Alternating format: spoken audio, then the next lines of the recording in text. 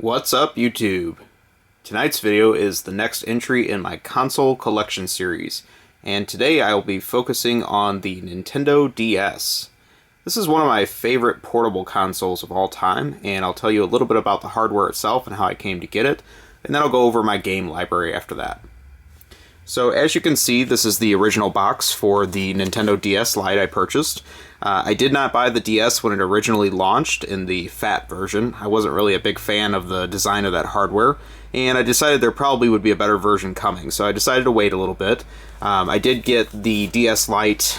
I don't believe I bought this new. I think I actually bought this used at one of my favorite local game stores, but somebody had traded this in very shortly after they bought it, so the box was in top-notch condition, as you can see. And the system itself was also in very good shape. The DS hardware, I think, the DS Lite at least, is one of my favorite sleek pieces of hardware. The screens stay protected because it does have this flip open case. This was also one of the first game consoles to use stylus as one of the control inputs, so that was pretty cool. The way it fits into the hardware is very nice. The D-pad is good size on this control, however the A, B, Y, and X buttons are also very small, and the select start are very small also, so kind of one of the downsides there. You do get stereo sound out of these two speakers in the DS, so that's nice. It also folds up nicely, and then the back side here you see the input for the stylus control, your DS cartridge slot, and then on the underside, your Game Boy Advance cartridge slot. So it was nice that they retained the backwards compatibility of the Game Boy Advance. So overall, this is a very nicely put together piece of hardware. I never bought any of the more deluxe versions of the DS that came later, the DS XL, the DSi. I always felt that the DS Lite got the job done, and I really like the size of this hardware. So that's basically a quick overview of, like I said, my hardware and how I came to get it. Let's go ahead and go into my game library, because I do have quite a few games for this system. The one thing about the DS is I'm constantly discovering new games that I do want for it. The system has a huge library, and I would say my collection is nowhere near complete as far as what the stuff I want to have in the collection at some point. So if there's some other games out there that you can recommend, please feel free to leave me a comment. Let me know what else I should be tracking down. I do have several games on my want list already, but I'm sure I can add some more based on your comments, so looking forward to hearing that. And with that said, let's go ahead and go into some of the games. So the first one of these is an import game. I do have some import DS games in my collection, and this one is one of my favorites. This is Arcanoid DS. This is a fantastic remake of the classic Arcanoid game, and the reason I like this so much is because it came in this nice fat box, because it also includes a new controller to use with the DS. So this is a paddle controller that has some very nice feedback to it. You can hear how it twists. And that actually just snaps right into the DS GBA slot, just like that. This actually works with Arcanoid as well as a few of the other Taito games that I'm going to talk about in this video. So very nice piece of control. Really like the quality of this. And basically this is the best version of Arcanoid out there in my opinion, based on the quality of this controller. So very nice piece of hardware there. Taito did a nice job by including that. The next game in my collection is Avalon Code. This is a pretty desirable RPG. This was by Xseed and Marvelous, and don't really have a whole lot to say about it because I haven't played it too much yet, but I'm always looking forward to checking this out. Next is Bangai-O Spirits, and I was a big fan of Bangai-O on the Dreamcast. Haven't really played the DS one too much, but I'm sure it's more of the same. The one thing about this is Bangai-O is known for a billion little tiny bullets, and I'm sure this one is much the same with that, so I don't know how well that's going to play on a portable screen, but definitely worth taking a look. Always happy to get more shooters for the DS. Next is Boing Dokomadaki DS. Yeah, whatever that's all about. Interesting little platformer, not too bad. I picked this one up cheap, and I can recommend it if you can get this at a good price. Then I have Castlevania Dawn of Sorrow. This is actually the only Castlevania DS game I have in my collection. I would like to track down the other ones at some point, but this one is probably the best of the three. And so far what I've played of it, I do like quite a bit. Then we have Chrono Trigger, and I have played Chrono Trigger, of course, on the Super Nintendo. I own that copy, that version of it, but I always like to have that on the go. And this is a nice version of it for the DS. It's nicely done. Package also comes with a poster and some other free goodies, so it's pretty good package put together by Square Enix. Then we have Contact. This was a early RPG by Atlas, and it was also developed by Marvelous. Pretty interesting concept of this game. It's a lot of fun, and I haven't really played too much of it, but I definitely like the concept here. Then we have Contra 4. This one was developed by Way Forward, and as far as Konami farming out one of their franchises to another company, they actually did a really nice job with this, and I can highly recommend this. Then we have a game that's much like the Contra-style run-and-gun games. It's actually a little bit more of a Metal Slug clone. This is Commando Steel Disaster. I had a really hard time finding this game, and overall it's pretty fun. It looks good and colorful, and I definitely could recommend it if you like Metal Slug. Then we have the original Cooking Mama. I actually played this a ton when it first came out. I really enjoyed this game a lot. And I don't really think this was directly developed by Taito, but it was kind of an offshoot of a Taito publisher that developed this called Office Create. And as you saw after this, the Mama series games got a little out of control.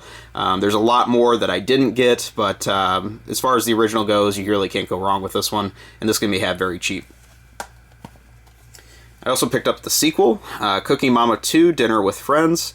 Pretty much more of the same, enhances the game a little bit, but nothing groundbreaking here, and really that's about where I stopped buying Cooking Mama games on the DS. I did buy some of the Cooking Mama games on the Wii, and I can say those are awful to control, so pretty much you should stick to the portable versions. But there's also offshoots like Gardening Mama out there too, if you want to check out some of those. Then I have Custom Robo Arena, related to the GameCube Custom Robo game. I actually have not played this one, so I'm kind of curious what this is like, but I got it very cheap and I decided to pick it up, even though I didn't really have time for it when I got it. Next we have Devilish. This is a remake of a Sega Genesis obscure game. It's kind of a cross between a pinball and an Arcanoid style game. It doesn't support the Arcanoid controller, unfortunately, but it is a very cool game. And really unusual they picked this for a remake because I don't think this game was that successful either in the US or in Japan. But it does exist. Then we have Dig Dug Digging Strike. I have been a lifelong Dig Dug fan, and one of my earliest gaming memories was playing the original Dig Dug, so I was happy to get a new remake on that. It has some cameos from Mr. Driller in it, so that's always a nice touch. And really, this is nicely done. I mean, it makes good use of the dual screens, and I can highly recommend it if you like Dig Dug. Then we have Dino Master, Dig, Discover, and Duel. Haven't really played this one, but the reason I wanted this is it was a Taito game, and Majesco published a lot of the Taito games for the DS, so decided to pick it up, but really haven't had a chance to try it much. Then we have Dokapon Journey, and I'm assuming this is related to the Dokapon game on the Wii that is somewhat board game-like, but I haven't really played it on the DS too much, so we'll have to see how it is. Then I have Drone Tactics, and I've heard Crack Lotus talking that he really loves this game, so I think I am going to put some time into this one soon. Again, I got this along with a lot of DS games all at once a few months back, and I really just haven't had a chance to play it. It's part of my backlog, but definitely looking forward to it. He said it was developed by Success, and I do like a lot of the games that Success made. Then we have Dungeon Explorer Warriors of Ancient Arts. This is kind of one of the final Hudson Soft games before Hudson Soft bid it again. Kind of a return to the TurboGrafx Dungeon Explorer games, and with some upgraded graphics. Haven't really played a whole lot of it, but what I played I thought was okay, especially if you like the Dungeon Explorer franchise. Then we have one of the more unusual Nintendo-published games. This is Electroplankton.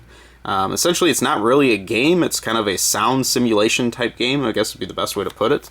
Very unique concept, and Nintendo made this, I think it was a mail-order game or something like that. It was some reason this was difficult to get, and I happened to find a used copy, so I was very happy to get it. Definitely a cool cover on that, too. I think it has the same cover as the Japanese version, which is a nice touch. Then we have another very underrated Taito game. This is Exit DS, and there's also Exit for the PSP, which I haven't played that one yet. Very cool, innovative puzzle action game, and has some interesting graphics. kind of this, shadowy figure throughout the game, and overall, I really like it. Definitely can recommend this game. Then we have what I believe was a launch title, Feel the Magic XYXX. Yeah, very unique game by Sega, some wacky mini games, and pretty good. Then we have Final Fantasy, The Four Heroes of Light. The reason I wanted this is actually a unique Final Fantasy game for the DS. Not a remake, not a port. Yes, actually a newly developed Final Fantasy game.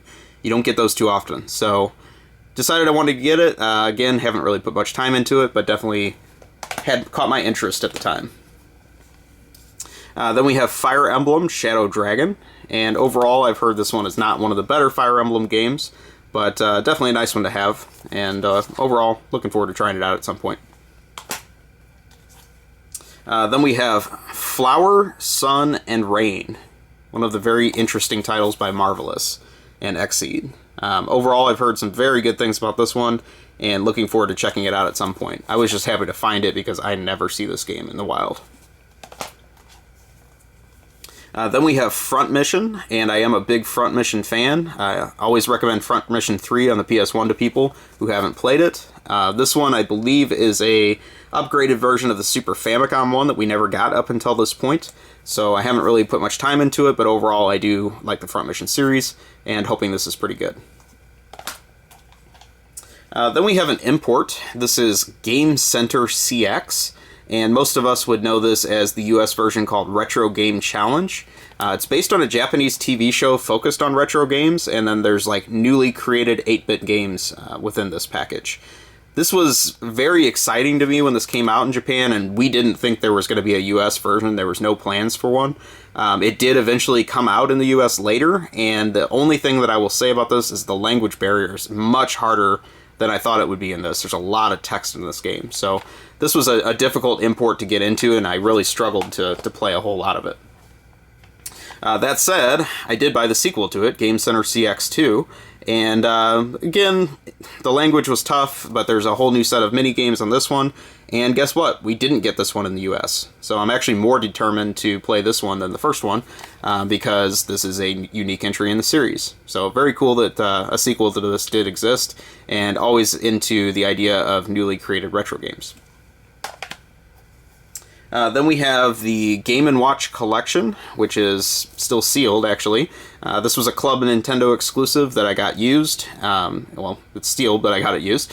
And overall, it's just a collection of the classic Game & Watch games. Probably nothing too exciting, so I decided just to leave it sealed. And then with that, I also have the second collection, which is Game & Watch Collection 2. More of the same, and also was a Club Nintendo exclusive. Then we have Glory of Heracles. This was a newly created Nintendo franchise that I think they made a lot of copies of this game. I see it around a lot.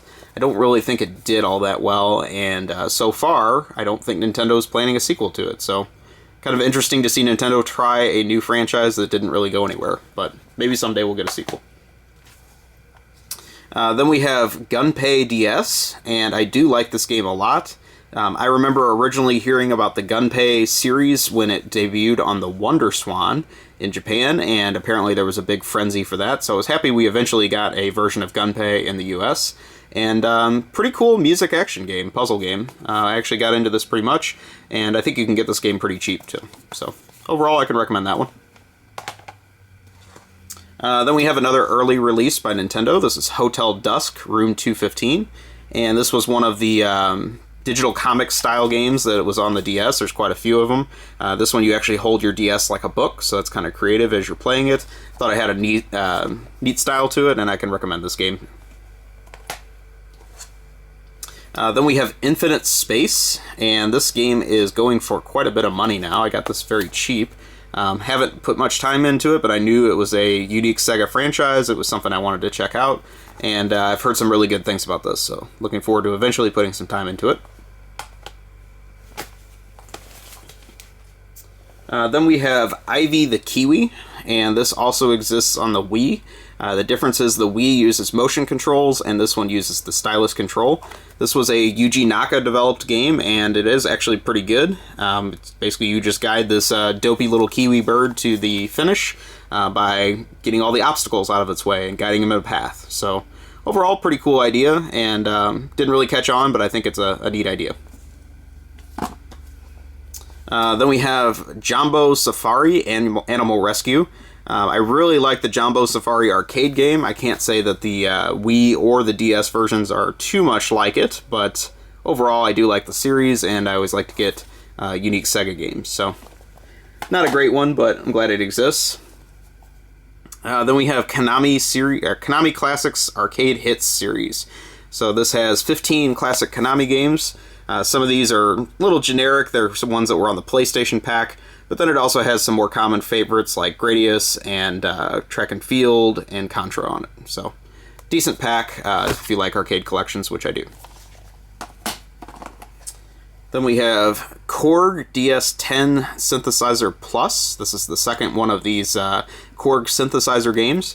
They're pretty unique if you can really get into creating your own music. I normally don't have time to do something like that, but I think it is a nice recreation of a synthesizer on the go. So it's a welcome concept.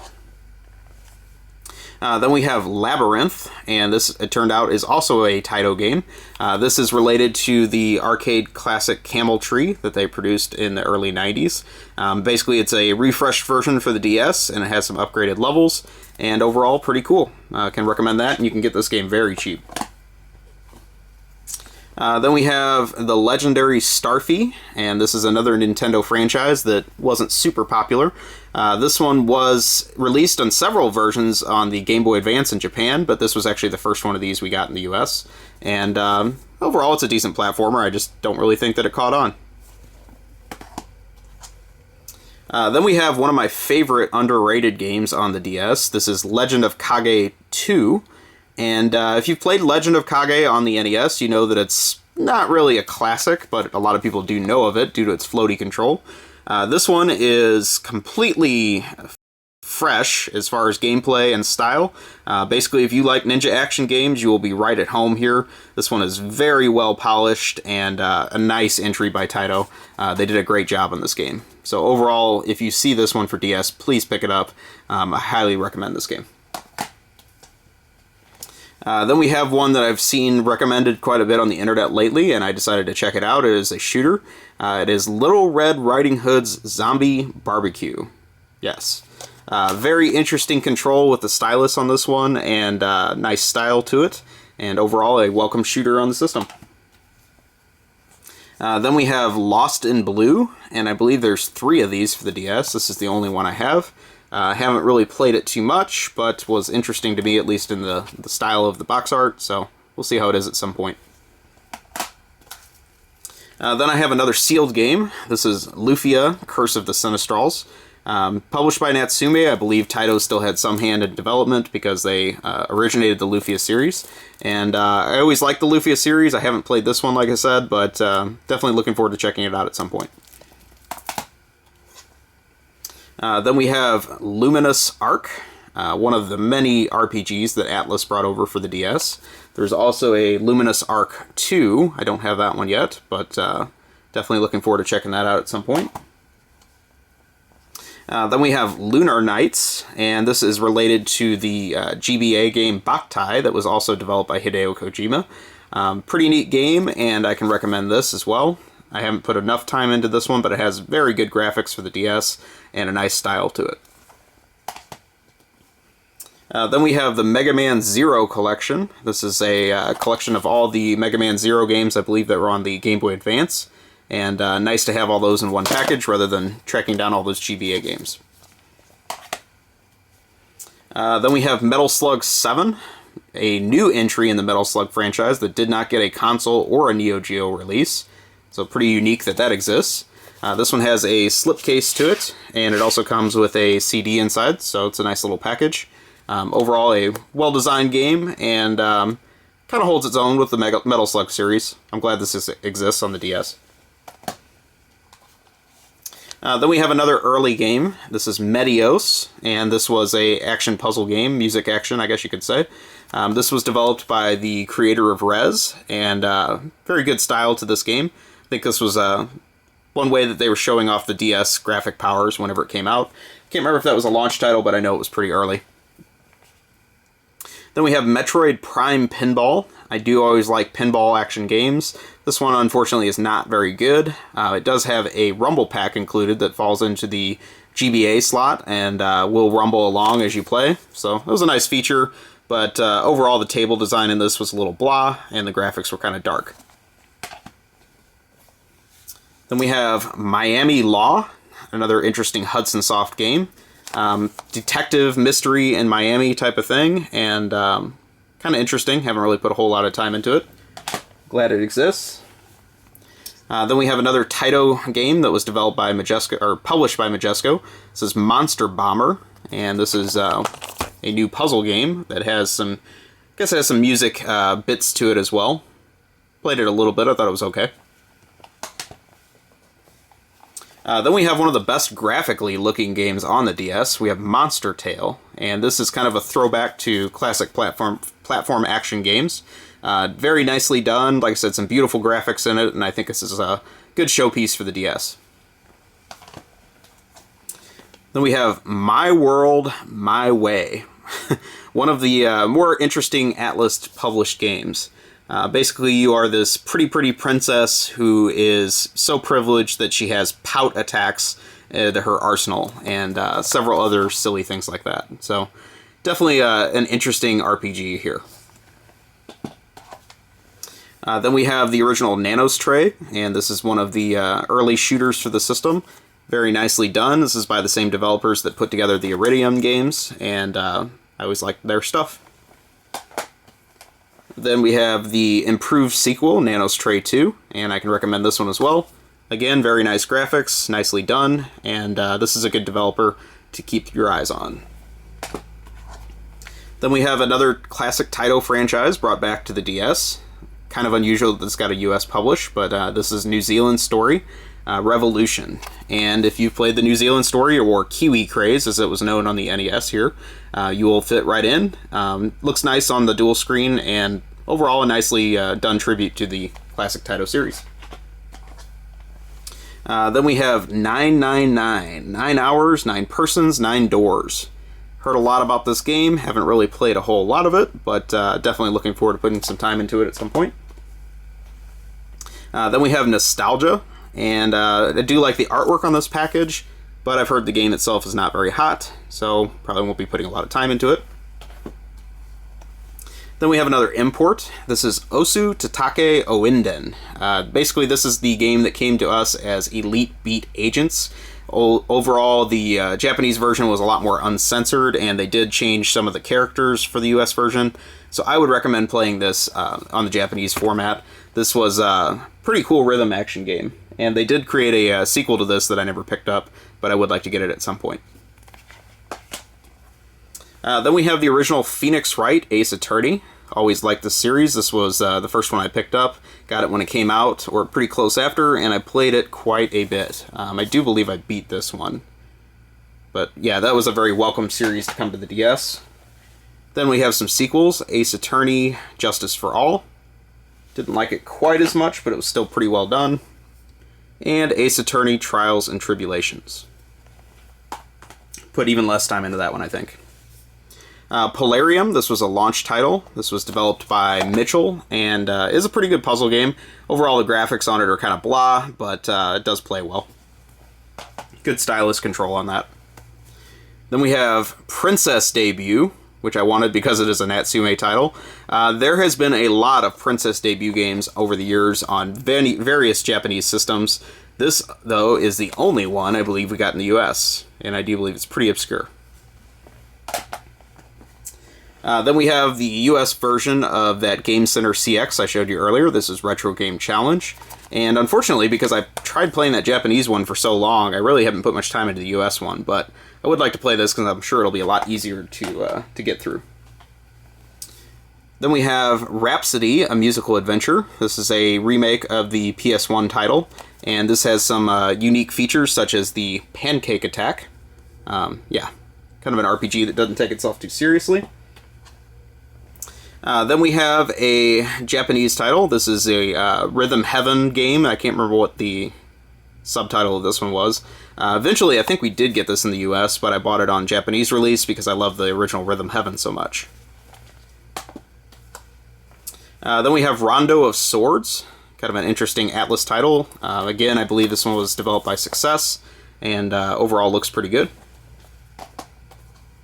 Then we have the sequel to Feel the Magic. I believe this one sold much less, and this is the Rub Rabbits. Yeah, can't imagine why that sold poorly. Same unusual style, and I believe this one, the Japanese title was Where Do Babies Come From? Right. So, again, can see why that didn't do so well. Then we have Rhythm and Notes. This is a age tech game. Overall, it's, I guess, just another music synth simulator type thing. Then we have Sands of Destruction. This is another Sega title. It's pretty obscure. Again, I always welcome new Sega franchises, so looking forward to checking this out at some point. Then we have Shin Megami Tensei Strange Journey, and this one comes in a box with the CD. I do not have a lot of Shin Megami Tensei games in my collection, but decided I'd pick one up and take a look. Then we have one that's unfortunately just the cartridge only. I would like to have this complete. This is Sola to Robo, Red the Hunter. I'm actually waiting to get this complete before I really start to play it, but it is loosely related to Tail Concerto on the PS1, which I like a lot. Then we have Space Bust-A-Move. This is a yet another entry in the Bust-A-Move franchise. One of my favorites, of course, has my namesake on it there. And the other thing I like about this is it does support the Arcanoid controller, so you can play this with that for a little bit more precise control. It's nicely done. Then we have Space Invaders Extreme. This also supports the Arcanoid controller. Very cool package, and this eventually got a US release, but this was the Japanese release. It's nicely done. As well as the sequel, Space Invaders Extreme 2. Again, I think we eventually got a US release, but I was so excited about this game that I bought it on Japanese release first. Supports the Arcanoid controller again, and a very nice update with some great music. Then we have Squishy Tank, one of my all-time favorite covers on the DS. Can't go wrong with that.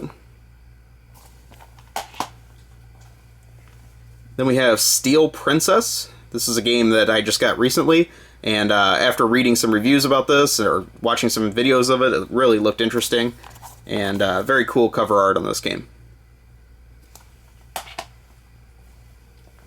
Then we have Suikoden Tierkreis, I guess that's how you say it.